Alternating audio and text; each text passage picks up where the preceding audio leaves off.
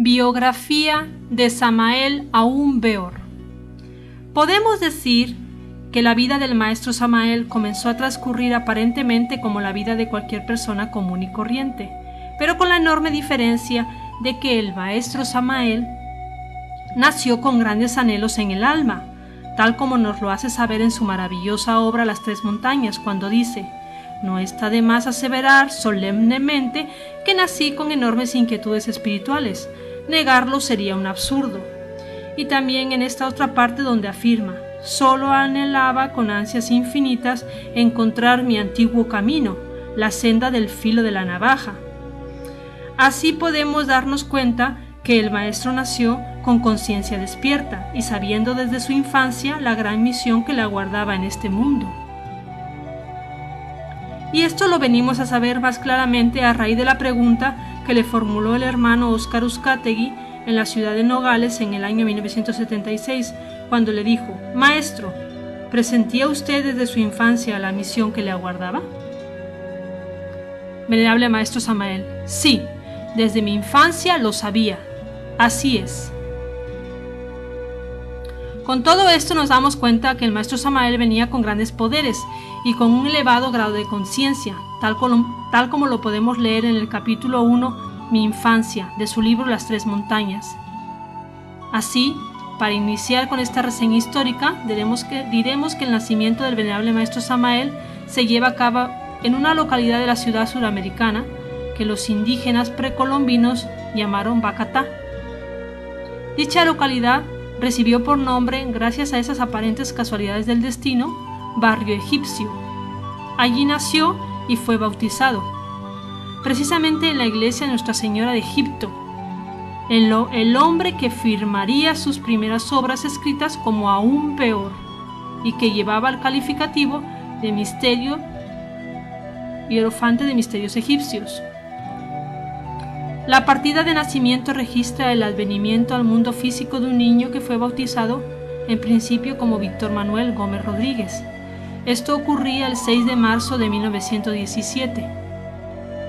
Nos dice al respecto el Avatara: después de todos los consabidos procesos natales, muy limpio y hermosamente vestido, delicadamente fui colocado en el lecho materno junto a mi madre.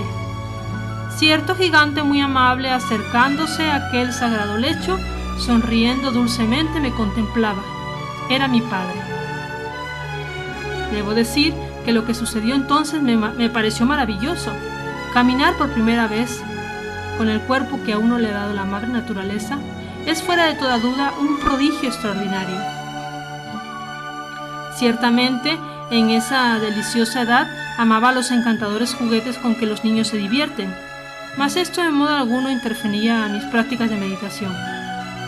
Por esos primeros años de vida en que uno aprende a caminar, acostumbraba a sentarme al estilo oriental para meditar.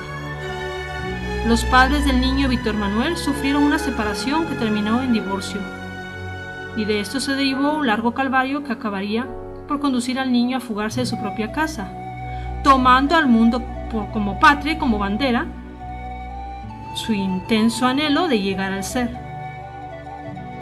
La causa de aquella fuga no fue otra que las repetidas series de azotes o latigazos que entonces le propinaban tanto su padre legítimo como su entonces madrastra. La razón de ser de tales maltratos se debía a que tanto él como su hermanito Germán gustaban de visitar a su madrecita, lo cual obviamente no era del gusto de sus ahora progenitores. Con tal precedente, el joven Víctor Manuel Gómez Rodríguez comienza a recorrer el mundo y como aventurero surca distintos lugares de la Nueva Granada, como llamaron aquellas tierras los colonizadores españoles. En su largo peregrinaje conoce gentes y escuelas, tendencias esotéricas de aquí y de allá, fenómenos ligados al psiquismo inferior como el comúnmente espiritismo, del cual nos dice: era yo todavía un chaval de 12 primaveras cuando, solícito, como alguien que ansioso investigaba los misterios del más allá, me propuse, a mi ver, investigar también en el terreno inquietante del espiritismo. Abandonó esta primera experiencia relacionada con los fenómenos del ultra, después de estudiar varios ricos tesoros de la sabiduría tales como la doctrina secreta de Elena Petrovna Blavatsky, lo cual lo impulsa a ingresar a la sociedad teosófica. Fue allí, en el aula lucis de esa sociedad, donde por primera vez pronunció su primera conferencia esotérica, teniendo tan solo 16 años, dejando asombrados a los que lo escucharon. Tiempo después, y debido a que la teosofía y el rosacrucismo siempre han estado emparentados por la ley de afinidades, el joven bodhisattva también llegó al pórtico de la logia Rosacruz, cuando apenas habían transcurrido 18 años de su juventud. Después de estar en el seno de aquellas beneméritas instituciones y habiendo comprendido la triste realidad de la involución que ya acusaban estas escuelas herméticas, muy contrito y defraudado de tantas alocuciones intelectuales, discursos y vana palabrería insustancial, el afanoso buscador de la verdad abandonó las ciudades y sus antros escolásticos para irse a buscar la dulzura y el encanto del mar. Lo consiguió allegándose a las costas del mar Caribe o Macuriba, como lo llaman los indígenas de aquellas regiones guajiras. En este pequeño paraíso de la naturaleza decidió aquel bodhisattva bucear en sus profundidades anímicas, apelando, como esoterista práctico, a la ciencia de la meditación. Posteriormente, en posesión de esta maravillosa técnica de la meditación, de la cual devino hecho un atleta, este inquieto indagador emprende de nuevo el rumbo, y en esta ocasión hacia la ciudad allegada a las costas del Macuriba, llamada Ciénaga. En esta nueva caminata ya llevaba compañera, y con ella inicia una nueva jornada. En esta ciudad se dedica por corto tiempo a la quirología, destacando por su agudeza en la descripción que hace del porvenir de aquellos que le conocieron durante esta época. Aquí, en esta ciudad, escribió su primer libro, Puerta de entrada a la iniciación, que posteriormente recibiría el nombre de El matrimonio perfecto. En esta hermosa obra, el venerable maestro Samael plasmó parte de lo que es la primera montaña, así como la necesidad de vivir la senda del matrimonio perfecto, la cual nos puede conducir a la alta iniciación. Fue en esta misma ciudad, en el año de 1952, donde escribe también uno de sus primeros libros, Apuntes secretos de un gurú. Es en esta bella obra donde nos describe parte de los procesos de la segunda iniciación de misterios mayores, y de la cual nos dice el propio maestro en su libro Las Tres Montañas lo siguiente: si escribiese detenidamente todo aquello que nosotros los místicos hemos experimentado en las 33 cámaras santas del mundo etérico, llenaríamos muchos volúmenes, por ello prefiero hablar en síntesis. Después, continuando su proceso iniciático y entre las entrañas de la madre naturaleza, desarrolló el venerable maestro Samael Aun Weor esa majestuosa obra de medicina que es y seguirá siendo un portento de sabiduría médica, Tratado de Medicina Oculta y Magia Práctica, y Rosa Ígnea. Fue también allí donde escribió otra magna obra de la sabiduría, relacionada con los procesos de la cristificación del cuerpo mental, y que lleva el hermoso título de Rosa Ígnea. Ambas obras contienen los secretos que sobre magia, teurgia y medicina le entregaron los elementales de la naturaleza a este gran maestro. Por aquella época escribió el venerable maestro Samael el pequeño pero importantísimo libro Las Siete Palabras, en el que describe parte de los procesos de la tercera iniciación de misterios mayores, la del cuerpo astral. Libros que son de estos tiempos vienen a ser, además de los ya citados, Puerta de entrada a la iniciación, Apuntes secretos de un gurú, Tratado de Medicina oculta y magia práctica, Rosa Ígnea y Las Siete Palabras. Estos otros, la revolución de Bel, curso zodiacal, la montaña de la Juratena, el libro de la Virgen del Carmen, el mensaje de Acuario, Voluntad Cristo, entre otros. En este último libro, Voluntad Cristo, es donde nos describe paso a paso los diferentes procesos de la quinta iniciación de misterios mayores, o sea, la cristificación del cuerpo causal o cuerpo de la voluntad consciente. Entre la vorágine selvática, el maestro organizó su primer grupo de discípulos, muchos de los cuales brillaron más tarde como esclarecidos misioneros portadores de la enseñanza gnóstica, y otros incluso como maestros de la Blanca Hermandad. Obviamente todos estos frutos fueron fraguados con el calor y la orientación del gurú que le mostró el camino, el mismo maestro Samael. Asimismo, ordenó el Venerable la construcción de un centro magnético que ayudara a la difusión de la gnosis en América y el mundo entero. Este centro se fundó debajo de las tierras de la Sierra Nevada de Santa Marta, es decir, con estructura subterránea. Ese mágico lugar fue llamado por el propio maestro Samael Sumum Supremum Santuarium y vino a cumplir una gran misión. Mientras se realizaba la construcción de aquel colosal santuario, un pequeño puñado de discípulos que por entonces tenía el maestro decidió construirle una pequeña y humilde casita de madera, en la cual su cansado cuerpo y el de su compañera encontraron merecido reposo. Ligada también al sumum está la disciplina que acostumbró a desarrollar y que jamás abandonó a lo largo de toda su vida. Muchas fueron las ocasiones en que durmió sobre una tabla o madera rectangular, teniendo como almohada un ladrillo. Esta situación económica precaria fue la que le obligó también a escribir sus primeras obras sobre cajas de cartón y a la luz de velas o cirios. Todas estas carencias, aunque parezcan para algunos pseudo-ocultistas una manera equivocada de vivir por parte de un maestro, en el fondo constituyen el basamento sobre el cual se levanta el verdadero adepto y que le permiten en realidad un profundo conocimiento de todos los aspectos que envuelven el comportamiento humano, desde la vida cómoda y fácil hasta los estados de gran necesidad, que en muchas oportunidades abaten a la humana especie. En una conferencia dictada por el avatara de la era de Acuario y que pasó a titularse El sabor trabajo y el sabor vida, podemos leer lo siguiente. En este camino, mis queridos hermanos, hay procesos muy dolorosos. El que quiere empezar con éxito debe empezar con algunos sacrificios disciplinarios.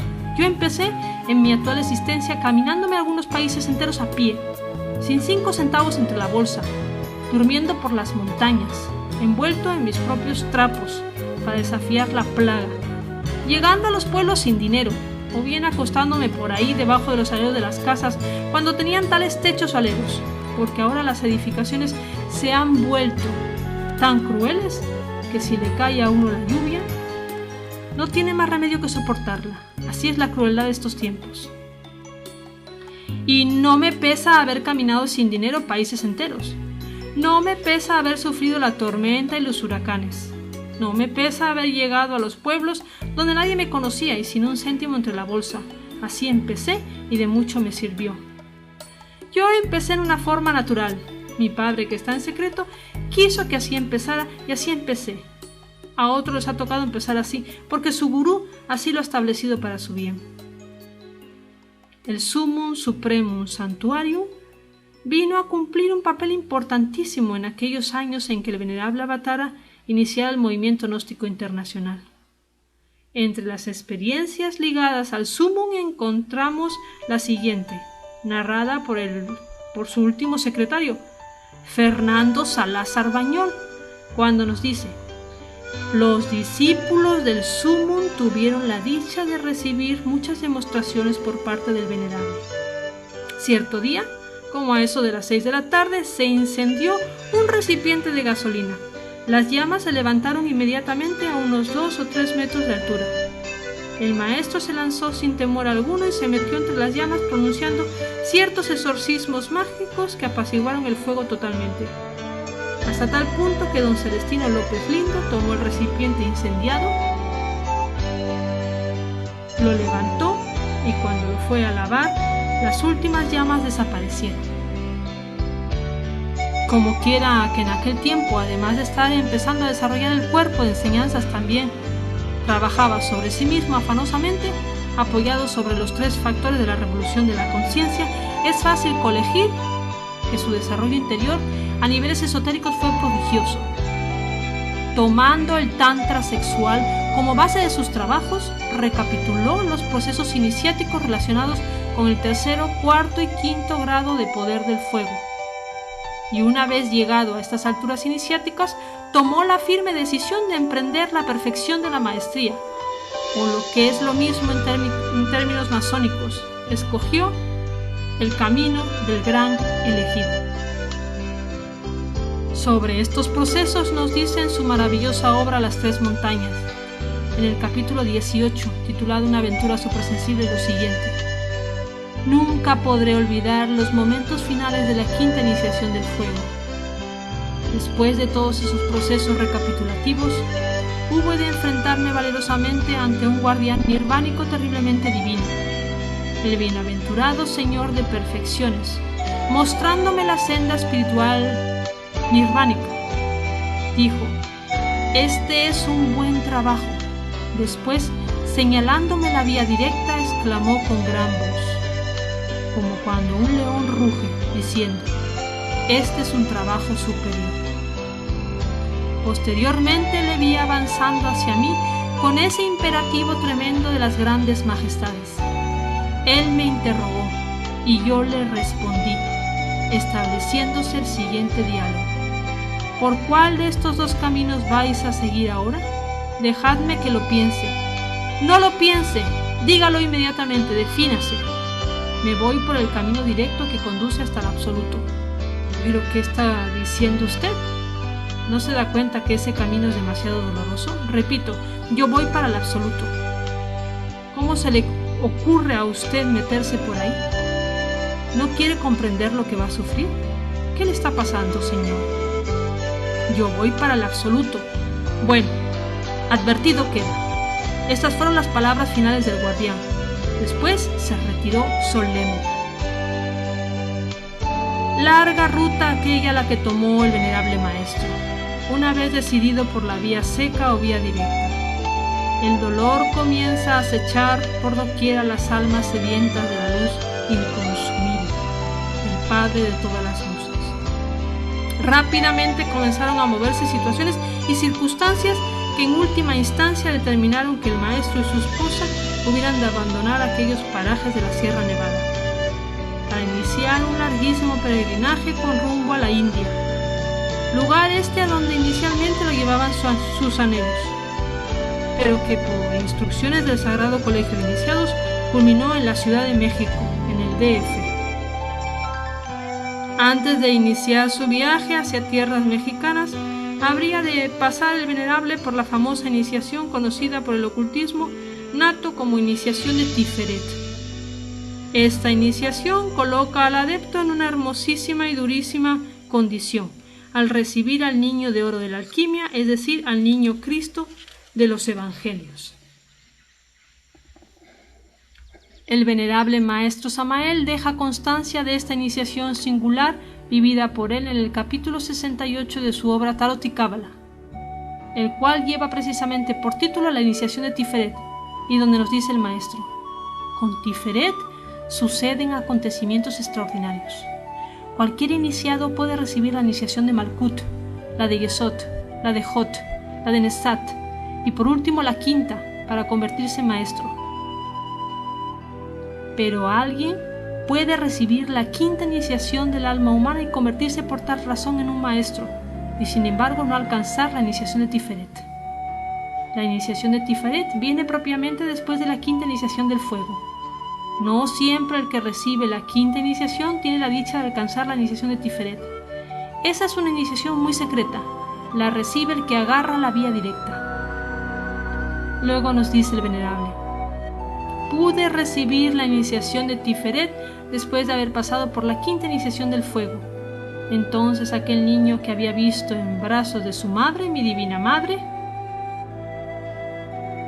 puesto que cada uno tiene la suya propia, penetró dentro de mi organismo por la puerta maravillosa de la glándula pineal, de la cual, dijera Descartes, que es el asiento del alma. Mi cuerpo, en este caso, vino a ser el establo donde nace el niño, donde viene al mundo. En un principio puedo decirles que no se nota mucho la presencia del niño dentro de uno mismo. Él nace entre los animales del establo, que no son otra cosa sino los animales del deseo, las pasiones, los vicios y defectos que mantienen embotellada la conciencia, es decir, los elementos que componen el yo pluralizado. Ese niño tiene que sufrir mucho. Él no nace en un gran palacio, él nace en un establo, nace completamente débil, muy pequeño, entre mares gigantescos de yoes que circundan el establo. La labor que tiene que hacer ese niño es muy dura. Es el Cristo y nace en el establo para salvarnos. De este suceso o drama de la iniciación de Tiferet, que el maestro hubo de vivenciar en las entrañas del Sumo Supremo Santuario antes de las persecuciones de las que fue objeto debido a su alto proceso iniciático, tenemos partes de lo que ocurrió en esa iniciación. La historia comienza diciendo que el maestro conocía la fecha y el día en que iba a pasar por el drama en cuestión. A tal efecto descendió a las entrañas de aquella montaña convertida en templo subterráneo y descansó su cuerpo sobre una gran cruz que hacía el papel del lecho penitente. Antes de acostarse en decúbito dorsal, había solicitado a sus discípulos más allegados que permanecieran junto a él y que no se moviesen de allí pasase lo que pasase. Asimismo ordenó a estos chelas que lo ayudasen con la realización de ciertos trabajos esotéricos que dentro del movimiento gnóstico asisten al devoto sincero. Cuando el maestro ya había dispuesto todas estas ordenanzas, comenzó a desatarse una terrible tormenta o tempestad que duró 3 días y 3 noches. Mientras esto ocurría, el venerable estaba sumido en una especie de catalepsia. En torno de aquella figura yacente sucedían, para asombro de los guardianes, extraños fenómenos producto de los ataques de los hermanos de la mano izquierda, o miembros de eso que es conocido como la logia negra. Al terminar ese episodio iniciático y despertar el maestro de aquel estado cataléptico, todos pudieron apreciar que se había realizado cambios trascendentales en aquel hombre que venían tratando. El más sorprendente que se operó, sin duda, fue el de la voz del maestro. Desde entonces su voz se hizo metálica y muy fuerte, como puede apreciar toda persona que, interesada por nuestros estudios, llegue a escuchar los cassettes o cintas en las que está registrada la voz del venerable mientras dictaba conferencias. Uno de los testigos de aquellos interesantes momentos, instantes maravillosos, y que gozaba del don de la clarividencia, vio durante aquel proceso que acabamos de narrar una gran luz que iluminaba toda la montaña y en medio de la cual aparecía un carruaje celestial. Comentó asimismo ese clarividente que de dicho carruaje descendió la mónada o logos de Marte, Samael, el genio marciano, y penetró en el cuerpo del hierofante Aún Beor. Esto acaecía el 27 de octubre de 1954. Después del advenimiento de Samael, poco más cambió, porque el íntimo que había recibido era como un niño pequeñito y débil, el cual a medida que iba aniquilando el ego se iba desarrollando para ejercitarse en el hablar y dar la enseñanza a los pueblos. Una vez echadas las bases o fundamentos jurídicos del movimiento gnóstico internacional y presionado por las circunstancias que se derivaban de su elevado proceso iniciático, el venerable maestro abandonó aquellas perfumadas tierras de la Sierra Nevada de Colombia, llegando a la República Mexicana después de pasar por diferentes países, El maestro, su esposa y sus hijos se instalaron en el Distrito Federal y allí comenzó el avatar a difundir su gran mensaje. Con las exaltaciones adquiridas en la dura brega esotérica, fue escribiendo obras más elevadas que él llamaba mensajes de Navidad. Creó también un grupo esotérico de trabajo y poco a poco fue creciendo el movimiento gnóstico internacional por todo Sur, Centro y Norteamérica, llegando de la misma manera a Europa. El venerable maestro fue cada vez más exaltándose en su proceso interno, y con estas exaltaciones adquiridas fue formándose y haciéndose poderoso el movimiento gnóstico internacional. La gnosis comenzó a resplandecer en países como Estados Unidos, Canadá, España, Portugal, Francia, Italia, etc. Entre los múltiples proyectos de difusión de la enseñanza gnóstica propuestos por el venerable maestro Samael Aun Weor y que fueron cristalizando poco a poco están los congresos gnósticos. Esos magnos eventos vinieron a fortalecer y a darle mayor difusión al cuerpo gnóstico de doctrina. Esos congresos fueron los siguientes. El primer Congreso Gnóstico Internacional se llevó a cabo en Barranquilla, Colombia, y se efectuó en el año de 1968. El segundo congreso se efectuó en El Salvador, el año de 1972. El tercer Congreso Gnóstico Internacional se realizó en la bella ciudad de Guadalajara, Jalisco, en el año de 1976, contándose con la resaltante figura del comediante don Mario Moreno Cantinflas, del cual nos dice el propio maestro que es un bodhisattva caído. El cuarto Congreso Internacional fue celebrado en la ciudad de Caracas, Venezuela. Esto fue en el año 1978. En este congreso ya no se contó con la inolvidable presencia del avatar de Acuario, venerable maestro Samael Aun Weor. El quinto congreso se organizó en la ciudad de San Juan de Puerto Rico, en el año de 1981. A este congreso se le bautizó como el Congreso del Amor, por la armonía y la hermandad que reinó en el desarrollo del mismo. El sexto Congreso Gnóstico Internacional se llevó a cabo en la hermosa ciudad de Mérida, Yucatán, las tierras de los antiguos mayas, en el año de 1983. El séptimo Congreso Gnóstico Mundial de Antropología se realizó en la moderna ciudad de Montreal, Canadá, en el año de 1986, siendo este congreso un gran éxito para la marcha del movimiento gnóstico internacional. El octavo Gran Congreso Gnóstico Internacional se efectuó en el centro del corazón europeo, en ese pequeño pero bello país de Austria, y en la capital del Vals, Viena, lugar privilegiado para la celebración de este tipo de eventos. Aquí en el centro de Europa se cerró con broche de oro la historia de los congresos gnósticos internacionales, planeados por el maestro Samael Aun Weor. Los congresos realizados después de desencarnado el venerable maestro Samael fueron grandes triunfos y colaboraron a que se cumplieran los grandes designios del avatar de Acuario Samael Aun Weor. Debido a la intensísima labor realizada por el maestro y a su infinito amor por la humanidad, aunado a ese factor de sacrificio, la completa disolución del ego y el trabajo alquimista, fue exaltándose cada vez más su proceso iniciático. Fruto de esa elevada etapa espiritual surgieron obras de tipo superior como Las Tres Montañas, El Misterio del Auroflorecer, Si hay infierno, si hay diablo, si hay karma, La Doctrina Secreta de Anáhuac, La Gran Rebelión, Tratado de Psicología Revolucionaria y su obra póstuma, El Pistis Sophia develado.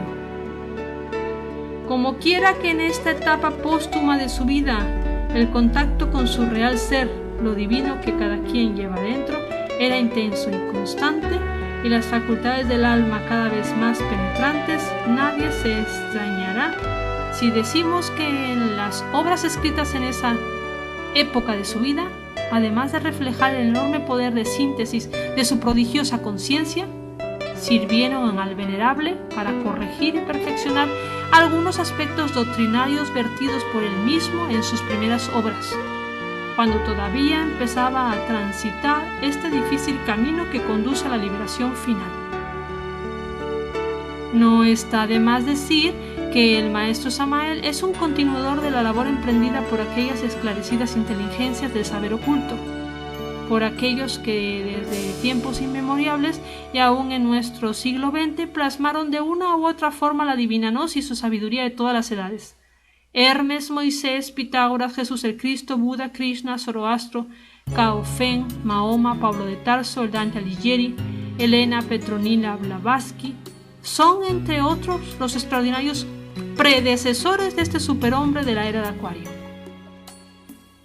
Obviamente, y según sus mismas palabras, las multitudes califican al superhombre de perverso por el hecho mismo de que no cabe dentro de los dogmas indiscutibles, ni dentro de las frases piadosas, ni dentro de la sana moral de los hombres serios. Las gentes sí aborrecen al superhombre y lo crucifican entre criminales, porque no lo entienden, porque lo prejuzgan, mirándolo a través del lente psicológico de lo que se cree santo, aunque sea malvado. Sin embargo, el superhombre es como la centella que cae sobre los perversos, o como el brillo de algo que no se entiende y que se pierde después en el misterio. Para capturar o aprender el significado de sus insólitas declaraciones, es necesario abandonar los dogmas, las frases piadosas de las gentes, la sana moral de los hombres serios, las normas establecidas y los procedimientos meramente intelectivos, porque las palabras del superhombre no son para los intelectuales que presumen de sabios, ni para los que están autoencerrados dentro de cualquier teoría materialista o espiritualista, sino para los comprensivos, para los rebeldes inteligentes que saben abrirse a lo nuevo con mente nueva y espontánea, y además están interesados en transformarse, en cambiar su conducta, su modo de ser.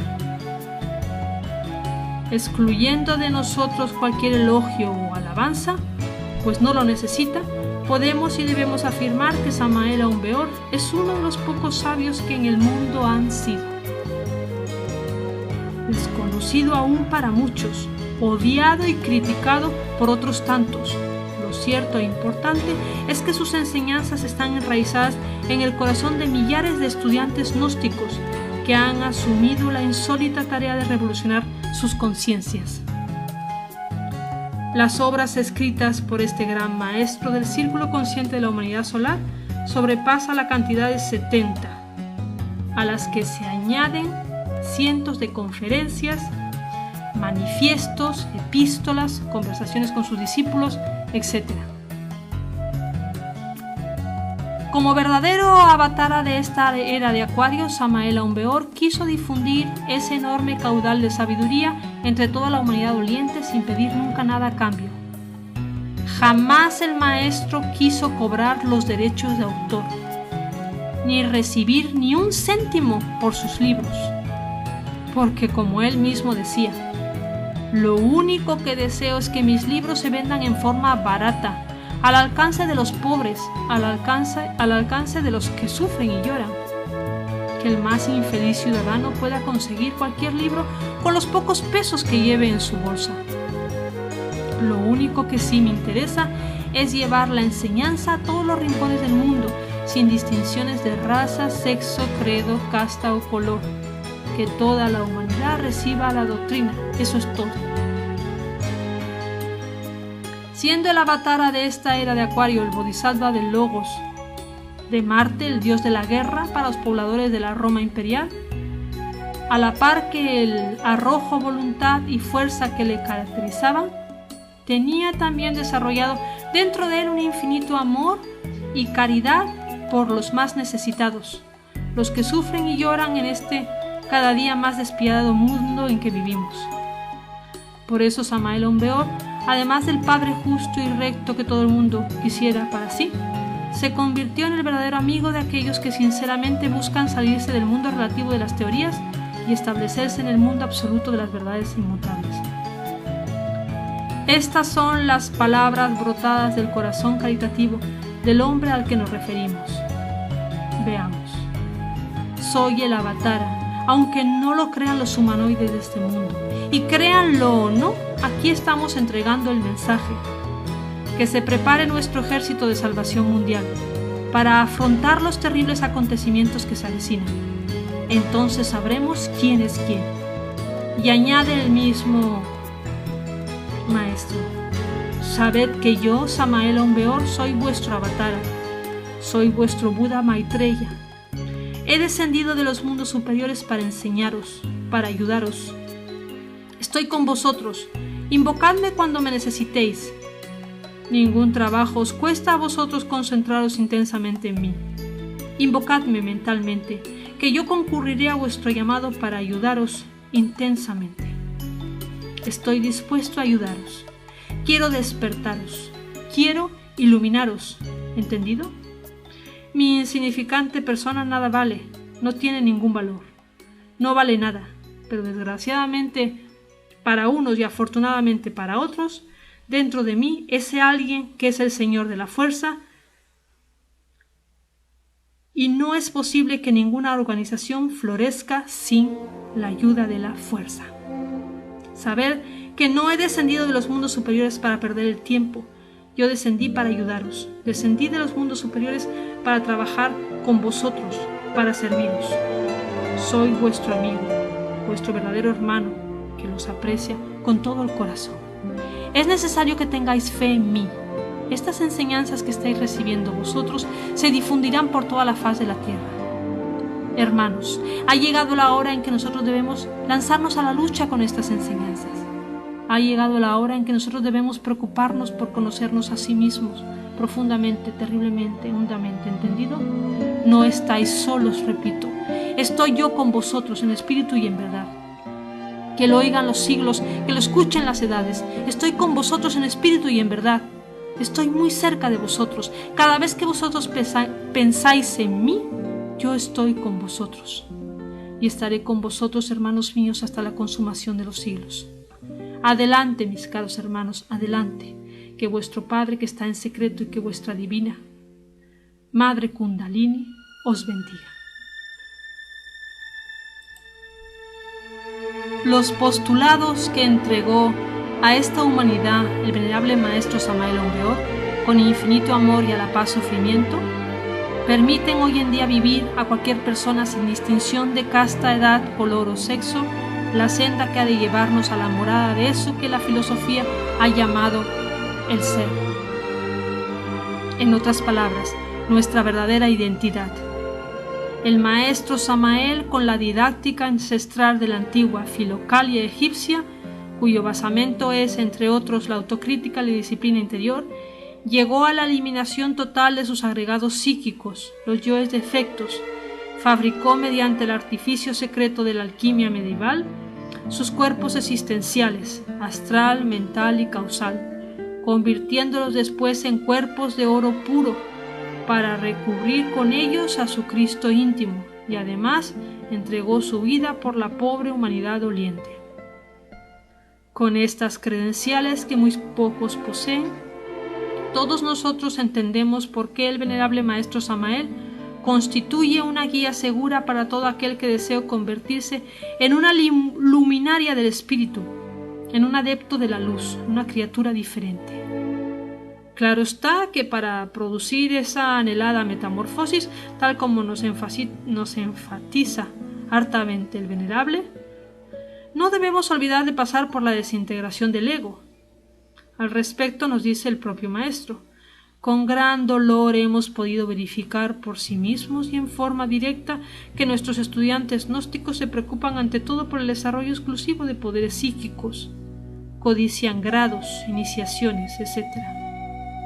Mas realmente no hacen casi nada por la disolución del mí mismo, del sí mismo, motivo este más que suficiente para interesarnos por entregar a todos nuestros discípulos una didáctica debidamente estipulada, con el propósito de que ellos, mediante el trabajo esotérico, logren la disolución del yo, que es lo fundamental. En tanto la conciencia continúe embotellada dentro del mí mismo, del sí mismo, se hace imposible llegar a la verdadera iluminación y a la auténtica felicidad. Como quiera que nosotros queremos que nuestros discípulos lleguen a gozar de la conciencia continua, como quiera que nosotros anhelamos que lleguen a sentir en sí mismos la auténtica felicidad, es obvio que tenemos el anhelo de que todos ellos estudien este tratado de psicología revolucionaria y sobre todo que lo lleven a la práctica. Eso es lo fundamental. Sí es rigurosamente cierto, como en efecto lo es, que el hombre se conoce por sus hechos.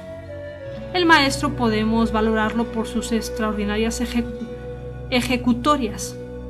Ejemplos: fundador de un poderoso movimiento gnóstico internacional, autor de más de 60 libros esotéricos y gnósticos sin que jamás intentara registrarlos como propiedad intelectual y sin cobrar ni un solo céntimo por ellos.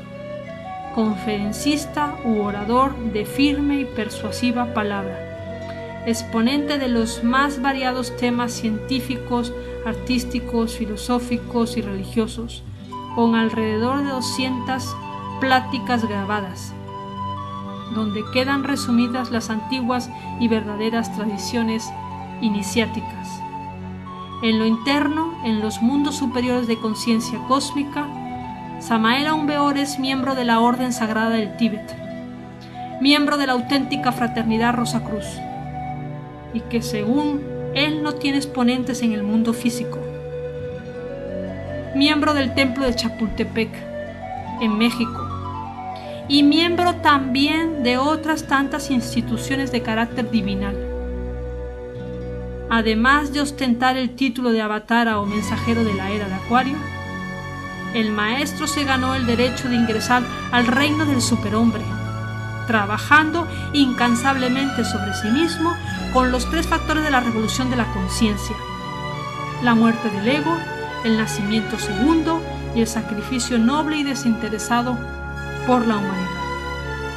Ciudadano de bien en este mundo de 3 dimensiones y caballero del Santo Grial en las regiones superiores del espacio, el maestro equilibró y sintetizó dentro de su constitución psicosomática lo humano y lo divino, ofrendando su corazón al sol, valga decir, entregando su vida toda al Señor de perfecciones, al Cristo íntimo, a esa parte del ser que, según sus palabras, adviene en el momento cumbre de la gran obra. Por eso merece ser loado en cantares y bien merece que su fama viva en el mundo por los siglos de los siglos. Loor al venerable maestro de la síntesis conceptual, quien señala muy atinadamente un camino de luz y esperanza a todas las almas de puro y noble corazón, para que no seamos víctimas del laberinto de las teorías y tampoco del blasfemo mercado de lo metafísico. La obra del venerable gurú Samael es grandiosa, colosal, portentosa, y se exalta cada día más con los ricos conocimientos que nos ha dejado en sus alrededor de 70 obras escritas que componen un extraordinario y completo cuerpo de doctrina. Hoy, entre la vorágine del siglo XX, aparece ante nosotros la brillante figura de uno de esos extraordinarios preceptores, encarnada en la humana persona del venerable maestro Samael, quien, retomando el cetro de los auténticos iluminados, nos entrega la sabiduría de los antiguos misterios aztecas, mayas, incas, egipcios, caldeos, tibetanos, griegos, etc. El venerable maestro Samael Aun Weor siempre ha guiado, orientado e impulsado a todos sus discípulos que quieran vivir la divina gnosis de siempre. Hemos de decir que el Bodhisattva del quinto de los 7, debido a un elevado proceso conocido como la iniciación de Job, empezó a enfermar en el año de 1977. Después de un doloroso vía crucis iniciático, el día 24 de diciembre de ese mismo año, su humana persona expira su último aliento. En la noche de ese día, según varios testimonios, el maestro abre sus ojos muy suavemente, quedando abiertos por unos segundos. Los cierra de nuevo y de su lagrimal derecho se derrama una lágrima, pero una lágrima de sangre, como la que derramara el Maestro Jesús hace casi 2000 años. Sin embargo, y a pesar de todo, Samael Aún Weor no ha muerto ni morirá, porque Samael se unió a la divinidad y ahora más que nunca es eterno. Algún día, cuando la edad de oro resplandezca en este mundo, los hombres recordarán que hubieron tiempos amargos, tiempos de lucha, y recordarán a Samael Aún Weor. Y por último, elevemos nuestro profundo sentimiento de gratitud, respeto y veneración para este superhombre que alcanzó la completa autorrealización. He aquí al Rey de Reyes, he aquí al Cristo de la Fuerza, he aquí al glorioso Avatara de Acuario, he aquí a Samael Aún Weor. Paz inverencial.